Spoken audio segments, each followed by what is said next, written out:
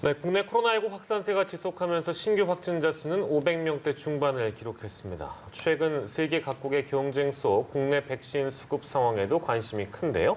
노바백스와 함께 2분기에 도입될 예정인 얀센과 모더나 백신이 필요한 절차를 하나둘 밟고 있습니다. 네, 오늘 관련 내용은 천은미 이대 목동병원 호흡기 내과 교수와 함께 짚어보겠습니다. 어서 오십시오. 안녕하세요. 네, 오늘 확진자 수부터 먼저 짚겠습니다. 542명 확인이 됐는데 주말 검사 건수 감소 영향이 여전히 유효하다고 봐야 되겠죠? 네, 보통 월화까지는 주말에 효과가 나타납니다. 예. 지난주도 화요일까지는 400대였다가 수요일에 600대로 뛰었거든요. 이번 주에는 지난주보다 100명 이상 증가한 상태이기 때문에 예. 내일 몇 명 정도 나올지는 예측은 안 됩니다. 만일 집단 감염이 안 나온다면은 많이 늘진 않겠지만 예. 어딘가에서 집단 감염이 나오면 뭐 600, 700 올라갈 수 있을 겁니다. 어차피 감염 재생산 지수는 지난주 1.12를 넘었고요. 감염 경로를 모르는 것도 11월에 비해서 3배 정도 높게 한 30% 가까이 나왔습니다. 평균 지난주 637명 정도였기 때문에 예. 분명히 지금 확산세는 지속을 하고 있고 특히 생활 공간에서 다 나오고 있는데 가장 많이 나온 게 유흥주점이에요. 그래서 그러한 어떤 다중 이용 시설에 대한 방역 수칙이 다시 강화가 될 시점이라고 생각합니다. 네, 네.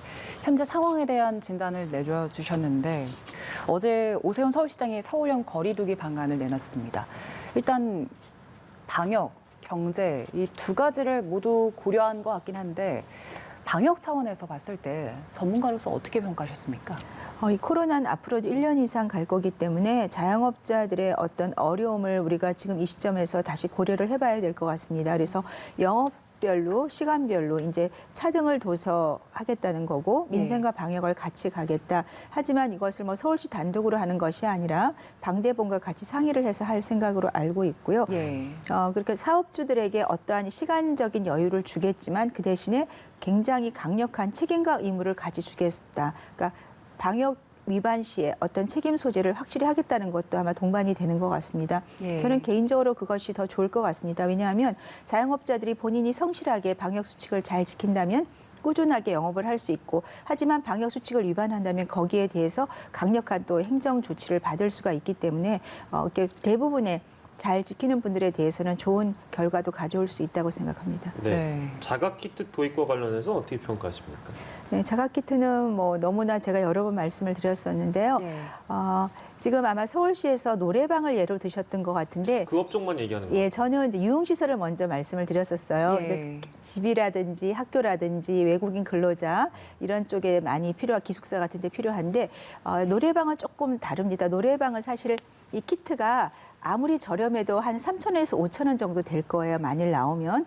그러면 노래방은 보통 우리가 10,000원 정도가 1시간 노래하잖아요. 네. 예. 그러면 키트 비용도 그렇고 노래하는 시간에 비해서 대기 시간이 너무 길고 노래방은 우리가 음식을 안 먹습니다. 마스크를 쓰기 때문에 사실은 감염자가 많이 나올 확률이 적어요. 그 대신에 거기를 운영하는 종사자들은 저는 주기적으로 검사를 받는 게 필요하고요. 예. 그리고 노래방을 다녀오신 분들은 이번에 교사건을 보듯이 반드시 본인이 다중이용시설을 이용했으면 증상이 없더라도 자가키트를 이용하게 되면 무증상을 가려낼 수가 있거든요. 네. 하지만 유흥업소 같은 경우는 우리가 거기에 가시는 경우가 보통 서너 시간 이상 이용 시간이 길어지고 있고 여러 사람들과 만나기 때문에 유흥업소 주점이나 룸살롱 같은 경우는 저는 검사를 하는 것이 훨씬 효과적이다. 왜냐하면 기본적으로 증상이 있는 분들은 거의 70에 90% 가려낼 수가 있거든요. 예. 그렇기 때문에 유흥업소 쪽에 저는 먼저 적용을 해보는 것이 필요하다고 생각합니다. 당장 네. 도입하는 거는 이제 찬성하시는 분들 목소리도 뭐 적지는 않은 것 같아요. 근데 이제 결국에는 이제 현실화되려면 이제 비용에 대한 문제가 발생한다는 지적들이 많이 나오는 것 같거든요. 그 비용 문제는 어떻게 해결해야 될까요? 네, 우린 그 임신 키트는 하나씩 나오지 않습니까? 그런데 이제 이게 코로나 키트는 반복을 해야 됩니다. 그러니까 예. 하루 이틀 간격으로 반복을 해야 되기 때문에 보통 세트를 많이 살 수 있어요. 그러면 한 30개 정도 들이 세트를 이런 사업주들을 가져가시게 되면 되고 예. 우리 국민들은 한 10개 세트나 5개 세트를 사서 집에서 두고 사용을 할 수 있는 거죠. 굉장히 간단하기 때문에 저는 임신 키트처럼 한 미군 5불 정도 미만으로 생각하기 때문에 예. 저도 한 5,000원 정도 전후로 한 2번 정도 검사를 할 수 있는 그 정도 비용으로 정부에서 추진을 하면 좋을 것 같습니다. 네. 근데 자가진단 키트와 관련해서 논란이 생기는 게 지금 오세훈 서울시장은 노래방 같은 다중이용 시설에다 도입을 하겠다 이런 거잖아요. 그런데 지금 저희가 그동안 봐왔던 감염, 집단 감염 사례들이 대다수 이런 위험 시설에서 집중돼 왔기 때문에 오히려 도입을 해서 감염 확산의 계기가 되는 게 아니냐 이런 반대 목소리도 있거든요. 이 반대에 대해서는 어떻게 보십니까? 감염 확산이 되진 않죠. 왜냐하면 이 도입을 조금 부담스러워하는 분들의 의견은 예. 정확도가 낮다. 두 번째는 뭐 검사 자체가 의료인이 해야 된다. 그리고 만일에 검사가 음성이 나올 경우에는 방역 수칙을 어기고 돌아다녀서 감염을 퍼뜨린다.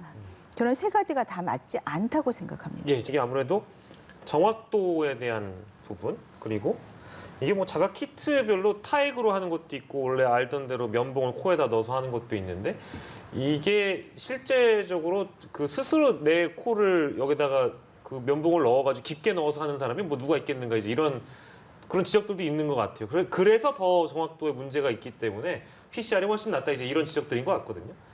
하지만 이제 교수께서 아까 말씀 주실 때는 뭐 문제점들이 있지만 어쨌든 효과적이다 이제 이 말씀 해주시고 있었어요.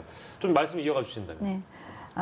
우리가 비인두까지 PCR 검사 깊이 넣는 거고요. 이 자가 키트는 2세 이상은 다 사용을 할 수 있습니다. 네. 그 말은 네. 혼자서 그냥 할 수 있는 거고 비강까지밖에 안 들어가요. 비강이라 하면 그게 코, 많이 예, 들어가지 코, 않아요? 그렇죠. 한 2cm, 2.5cm 굉장히 짧게 들어가고요. 들어가서 여러 번 돌린 다음에 액에다 넣어서 추출을 하면 되고, 액에 넣으면 이 그 세포가 깨지면서 단백질이 추출이 돼요. 그러면 그 단백질이 여기 이제 키트라고 이렇게 판이 있죠. 임신 네네네. 키트처럼 거기 항체가 있어서 얘가 만나게 되면 선이 표시가 되거든요. 네네네. 굉장히 간단한 임신 진단 키트랑 똑같은 방법이고 한 그 데이터 64개 정도를 그 논문을 종합을 해서 봤더니 전체적으로 증상이 있는 경우는 72% 확진이 되고요. 무증상 경우는 58%가 됩니다. 특히 우리가 자가 키트를 쓰는 건 본인이 어디 다중이용 시설을 다녀왔다든지 네. 약간의 증상이 있을 때 지금처럼 그 노래방 교사분 같은 경우도 본인이 다녀왔다면 검사를 주기적으로 했으면 분명히 발견을 하셨을 거예요. 그런 일주일 이내에 검사를 하면 94% 정도 나옵니다. 네네. 그게 2주로 지나가면 41%로 떨어지기 때문에 네. 그 정확도가 떨어진다고 하는 논문들은 보면 그 대상자가 섞여 있는 거죠. 우리가 원하는 거는 주기적으로 증상이 있기 전이나 증상이 있을 때 또 위험한 곳을 다녀왔을 때 접촉을 했을 때 우리 스스로 검사를 할 수 있는 거고 네. 2살 이상은 누구나 검사할 수 있고 안정성이 있고 비용이 저렴하고 그런 정도의 그 굉장히 장점이 있기 때문에 네. 정확도 면에서는 저는 충분히 그게 극복이 될 수 있다고 생각하고요. 네. 그다음에 특이도 자체, 그러니까 없는 것을 없게 나타나는 건 거의 100%입니다. WHO의 승인 조건이 민감도 있을 때 있게 나타나는 건 80% 이상, 없을 때 없게 나타나는 거는 97%가 넘어야 승인이 되기 때문에 네. 그것을 충족하는 키트만 우리가 개발을 하거나 승인을 해준다면 저는 충분히 가능성이 높다고 생각합니다. 네. 네. 근데 이제 국내 기업들이 이미 해외로 수출하고 있는 키트들이 뭐 여러 가지 맞습니다. 있다면서요? 네네. 근데 우리가 사용하지 않고 이유는 결국 허가 문제 때문에 그런 겁니까? 네, 그렇습니다. 식약처에서 지금 승인이 안 났고 사실 뭐 봄, 여름부터 수출을 하고 있고 네. 슬로바키아 같은 경우는 그때 집단 국가가 전체적으로 검사를 해서 2주 동안에 56%를 확진을 했거든요. 그게 우리나라 키트입니다. 우리나라 키트를 사용을 했었고 예, 예. 그래서 저는 정부에서 조금 더 노력을 하시면 네. 분명히 키트 개발이 되고 더 좋은, 더 편리하고 그런 걸 개발을 해서 국민들이 언제든지 집에 놓고 본인이 증상이 있거나 없거나 사용할 수 있다면은 많은 경우에 도움이 충분히 될 수 있다고 생각합니다. 네. 네. 자가진단 키트는 여기서 이야기를 마무리해보고요. 집단 감염 사례를 좀 짚어보겠습니다. 지금 성남의 초등학교에서 1학년, 2학년 학생들이 10명 넘게 감염이 된 상황인데 이게 학교발 감염으로 분류가 되는 게 아니고 노래방 발 감염으로 분류가 돼 있습니다. 지금 노래방에 갔던 선생님이 학교에서 학생들에게 이제 전파를 시킨 사례잖아요. 그래서 부주의했다. 학부모들이 지금 뭐 구상권을 청구하겠다 이런 움직임까지 보이고 있더라고요. 이 사례는 어떻게 보셨습니까? 첫 번째는 이제 교사분이 노래방을 가신 것 자체가 저는 조금 위험했다고 생각을 하고요. 두 번째 아마 거기 계신 종사자분이 감염자였기 때문에 거기서 감염이 되신 것 같은데 만일 그렇다고 하더라도 마스크를 KF를 쓰시고 노래를 하고 그다음에 예. 나올 때 손위생을 철저히 하셨다면 감염될 사례가 없었을 겁니다. 그런데 예. 마스크를 제대로 안 쓰고 내렸거나 아니면 일회용 가벼운 마스크를 써서 다 들어갔거나 나올 때 이렇게 손잡이 같은 걸 만진 후에 손을 씻지 않았거나 예. 그런 뭔가 개인 방역 위생을 안 했기 때문에 감염이 됐을 거고 본인은 젊기 때문에 증상이 없으셨을 거예요. 예. 그러니까 걱정을 안 했겠지만 그 사이에 무증상으로 감염이 전파가 되죠. 그래서 이런 경우는 첫 번째 노래방을 가지 않았어야 되고 예. 두 번째 갔다 왔다면 철저하게 방역을 했었어야 되고 세 번째는 자가 키트가 만약에 있었다면 하루 이틀 간격으로 적어도 3번을 검사했으면 100% 나옵니다. 저는 네. 개인적으로 제가 독감 키트를 집에서 3번을 썼는데 처음엔 다 안 나오고 두 번째는 다 나왔어요. 그렇기 때문에 초기에 진단이 될 수 있다는 장점을 제가 꼭 또 강조를 드리고 싶습니다. 네. 네. 아무튼 여러 업종이라는 표현도 저기 합니다만 이제 교육 종사자 분들도 그렇게 만약에 진단 키트를 이렇게 자주 할 수 있었다면 아마 이런 일이 없지 않았을까라는 말씀을 이제 더불어 주시는 것 같고요. 지금 이 정부에서 백신 접종한 사람은 밀접 접촉자로 분류되더라도 자가격리를 완화하는 내용, 이걸 이제 검토를 하고 있는데 이것도 사실 좀 갑론을박이 있는 것 같아요. 왜냐하면 백신 효과가 이제 사람별로 지속 시간이 얼마나 되느냐 이런 것도 물론 평균은 낼 수 있는데 좀 다 다르기 때문에 이거 자가격리 기간 완화도 되는 거냐라는 지적이 있는 것 같아요. 그건 어떻게 좀 평가해 주시겠습니까? 백신 지속 기간은 한 6개월 이상은 지금 나오고 있는데 그것이 문제가 아니라 사람마다 말씀하신 대로 그 어떤 항체 형성률도 다르고요. 네네네. 그리고 유지 기간도 다르고 백신마다 종류가 또 다르기 때문에 예방률이 다르지 않습니까? 예. 어떤 백신은 70%, 어떤 백신은 95%이기 때문에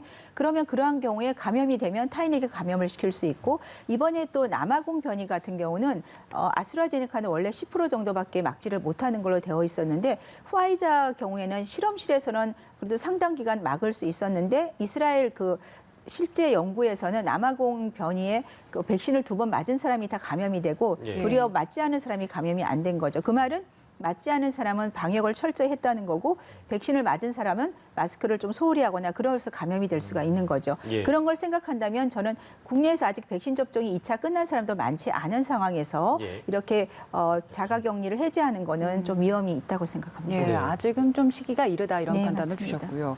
노바백스 백신 같은 경우에는 곧 국내에서 위탁 생산이 시작되는데 원래 예정대로였다면 2분기부터 도입이 됐어야 되는데 6월에나 완제품이 나오게 될 상황이라고 하더라고요. 지금 2분기 접종 계획에도 그럼 조금 차질이 생길 것 같은데 여기에 대해서는 어떻게 보고 계세요? 2분기는 지금 우리가 원래 모더나, 얀센, 노바백스가 예. 다 들어온다는 전제하에서 계획을 짰던 것 같습니다. 그런데 네. 지금 3개의 백신은 사실 2분기는 조금 어렵기 때문에 예. 지금 우리가 사용하는 아스트라제네카, 화이자를 이제 이용을 하고 있는데 우리가 아마도 조금 모자란 건 분명합니다. 그렇다면 2분기에 접종이 안 되는 사람들에 대해서는 3분기 이후에 본인들이 원할 때 같이 접종을 할 수 있게 하는 게 더 합리적인 방안이라고 생각을 하고요. 3분기 이후에 모더나, 얀센뿐 아니라 노바백스가 아마도 우리가 사용을 할 수 있기는 할 것 같은데 예. 지금 6월에 완제품이 나오지만 미국이라든지 유럽에서 승인이 나야 되기 때문에 네. 그 시기를 고려한다면 3분기 조금 지나서 후반 정도에 되지 않을까 생각합니다. 지금 현재까지의 어떤 종합적인 평가를 좀 들어보고 싶은데요. 저희가 이제 이 백신 수급이나 어떤 접종과 관련된 질문을 드린 이유는 그러니까 물량은 원래 이제 애당초 확보됐던 것보다 좀 줄고 최근에는 또 아스트라제네카 백신 관련해서 30세 미만은 접종을 안 하는 걸로 좀 결정이 나와 있으니까 이제 그런 것들 좀 종합적으로 평가한다면 우리가 지금 11월 집단 면역을 목표로 두고 있잖아요. 가능할까요? 어떻게 좀 보십니까? 지금 미국이나 독일을 보시면 하루에 접종 인원수가 굉장히 많죠. 많죠. 미국은 원체 넓으니까 그런데 독일 같은 우리랑 유사한 경우도 거의 60, 70만이 맞습니다. 네네. 그렇다면 우리도 110만 있다면 하루에 100만 맞는 거는 독감 백신과 똑같기 때문에 어렵지가 않거든요. 예. 그렇기 때문에 2분기에 너무 2분기 인원수를 맞추기 위해서 어떤 힘들게 하는 것보다 국민들이 원하는 백신을 3분기, 4분기 이후에 우리가 접종을 할 수 있다면 백신 수급만 된다면 저는 집단 면역에 문제 없고 도리어 같은 시기에 동시에 접종을 하는 것이 집단 면역이 훨씬 효과적이죠. 예. 왜냐하면 3월에 지금 접종하신 분은 10월, 11월이 되면 백신이 떨어질 예. 수 있어요. 예. 그러면 추가 접종을 하셔야 되기 때문에 네. 그런 걸 고려한다면 정부가 3분기에 많은 국민이 동시에 접종할 수 있게 조금 백신 수급을 저는 지금부터 노력을 해도 예. 할 수 있지 않을까 생각합니다. 예, 알겠습니다. 오늘 코로나19 상황 저희가 짚어봤고요. 천은미 이대 목동병원 호흡기내과 교수와 이 시간 함께했습니다. 고생하셨습니다.